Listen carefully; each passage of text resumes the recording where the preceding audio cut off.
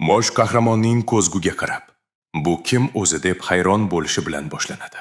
U ko'zguda o'ziga juda o'xshaydigan, lekin g'alati bir yigitni ko'rib, ismini so'raydi. Aksidagi yigit: "Ismim Li Hoyol" deb javob beradi. Ko'zgu qarshisida turgan odam esa vaqor bilan: "Mening ismim Grandfel Claudi Orpheus Romeo. Buyuk sulola merosxo'riman" deydi. Buni eshitgan haqiqiy Hoyol dahshatga tushadi. Tamam, hammasi tugadi deb o'ylaydi. Shunday qilib u o'tmishini eslaydi. Aftidan u 12 yil oldin, ya'ni 8-sinfda o'qib yurgan paytlarida yaratgan o'sha personajiga aylanib qolgan edi. O'sha paytda bu personajni chizib, o'zidan faxrlanib kulganlarni eslaydi. Nihoyat bitirdim. Bu mening aslzoda ko'rinishim deb baqirgan edi o'shanda. Hoyol hozirgi ahvolidan nafratlanib o'ylaydi. Bularning hammasi o'sha o'tish davrining asorati edi. Bularning barchasi Archana qit'asining o'yin tarixiga bog'liq edi. Archana virtual olam haqidagi eng afsonaviy o'yinlardan biri edi. O'yin yopilguniga qadar mashhurligini yo'qotmadi, ammo o'yin yopilgan kuni bir narsa yuz berdi. Kozmo kompaniyasi rahbari g'oyib bo'ldi va Archana dunyosi haqiqatga aylandi. Butun dunyo bo'ylab yoriqlar paydo bo'lib, ichidan maxluqlar chiqib kela boshladi. Insoniyat xavf ostida qoldi.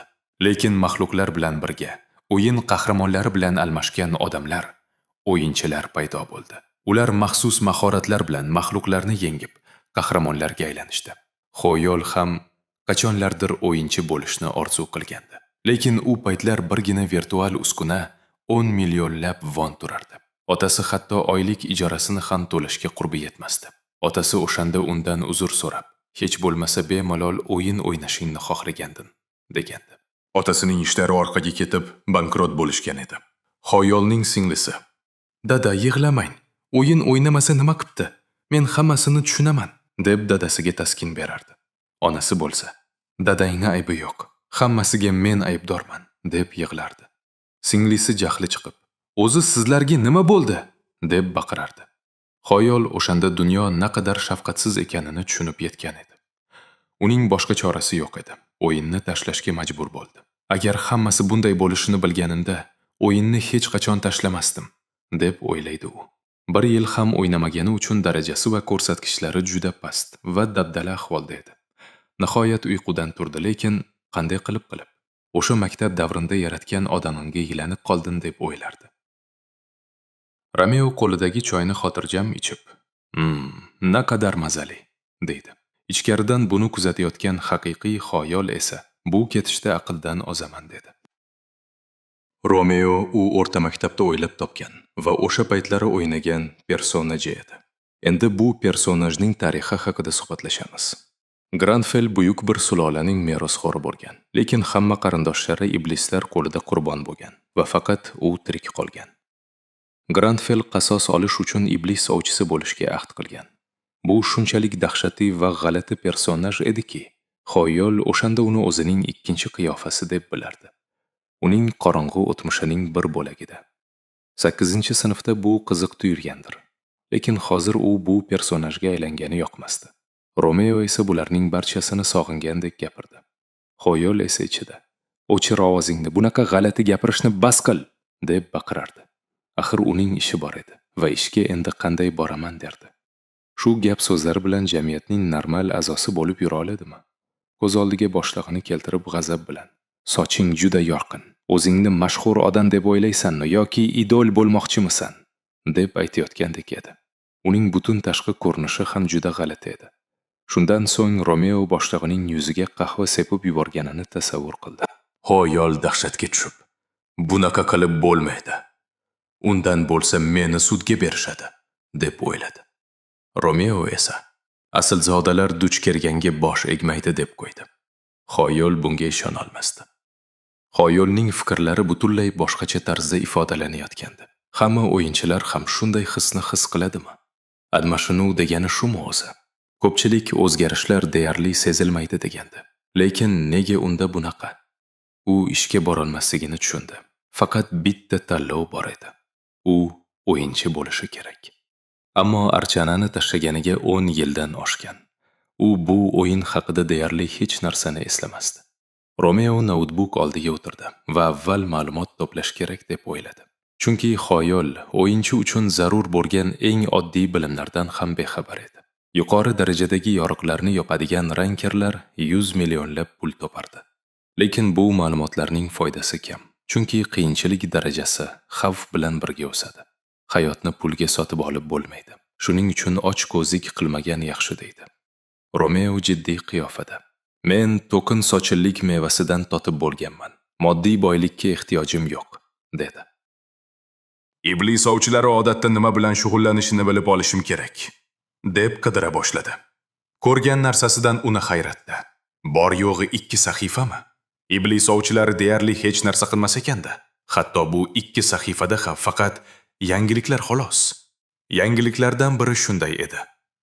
Akshan bazasi yer bilan yakson bo'ldi. Kecha tunda Akshan shahridagi barcha NPC iblis ovchilari o'ldirildi. Shifokorlar federatsiyasi tunda 152 kishi o'ldirilganini va hech kim tirik qolmaganini ma'lum qilibdi. Xoyol suratlarni ko'rib dahshatga tushdi. Akshan bazasi vayron bo'ldimi? Iblis ovchilarining yagona shahri va muqaddas maskani o'sha Akshanmi bu? Ma'lumot kamligiga sabab ular bekorchi bo'lgani uchun emas, balki bu sinflar butunlay yo'q bo'lib ketgani uchun ekanda. Iloyim, iblis ovchilarining oxiratlari obod bo'lsin. 10 yil oldin ham bu sinfni hech kim tanlamasdi. Statistikalari past, daraja oshirish qiyin, mahoratlarni aytmasa ham bo'ladi. Hammasi shunday bo'ldi. Shunday. Bu sinf maxluqlarni ovlab daraja oshirishga juda qiynalardi. Shuning uchun faqat topshiriqlar orqali daraja oshirishga majbur bo'lishgan. Boshqa sinflardan ustun bo'lgan yagona tarafi iblislar bilan jang qilish edi. Lekin iblislar ham faqat maxsus topshiriqlarda chiqardi. U topshiriqlar ham asosan zerikarli va bir xil ishlardan iborat edi. Iblis ovchisining roli noaniq bo'lib, hamma bu sinfni foydasiz deb hisoblardi. Lekin bankrot bo'lish boshqa. Kasbni o'zgartira olmaslik butunlay boshqa narsa edi. Endi hamma o'lib ketgan bo'lsa, mahoratlarni kim o'rgatadi degan savol tug'iladi. Yangiliklarda aytilishicha, Archana 4.10 dan 62 yangilanishi, endi non tashuvchi bo'lib ishlash ham imkonsiz ekan. Bu ish kimnidir yana qiziqtiradi deb kim o'yladi deysan? Agar shunaqa bo'lishini bilganida, u iblis ovchisini tanlagan bo'lardi. Chatdagi bir foydalanuvchi bilmaydiganlar uchun tushuntirib yozgandi. Iblis ovchilari aynan iblislarga qarshi jangda eng kuchli. Bu yangilanishda iblislar qo'shildi. Oyol tizimga qarab o'ylanib qoldi. Yangilanishda iblislar qo'shilarkan.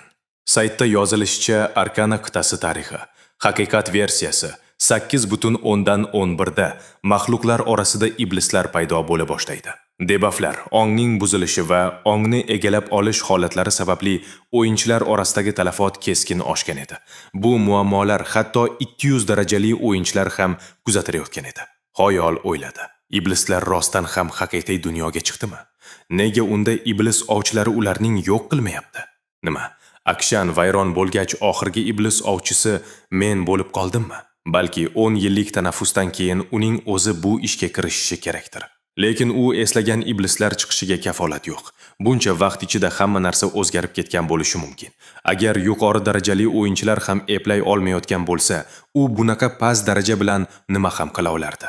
Bolaligida o'zini kuchsiz deb atagan odam, ammo Grandfell Claudi Arframeo iblislardan qochmaydi. Bu uning g'ururi. Hech qanday iblis vasvasasi, sinovlari yoki hiylalari Grandfellning buyuk g'ururiga soya sola olmaydi. Xoyol o'zini bosib buni qilish kerakligini tushundi. Romeo stoldan turdi-da, bular befoyda o'ylar. Xavotirga o'rin yo'q, dedi. Shu payt yangiliklarni olib boruvchi boshlovchisi iblislar bilan bog'liq yangilanish va qurbonlar soni ortayotgani haqida xabar berdi. Romeo kostyumini to'g'rilab, yana o'sha g'alati ohangda, buni o'zlari uchun sharaf deb bilsinlar. Har bir iblisni shaxsan o'zim do'zaxga jo'nataman.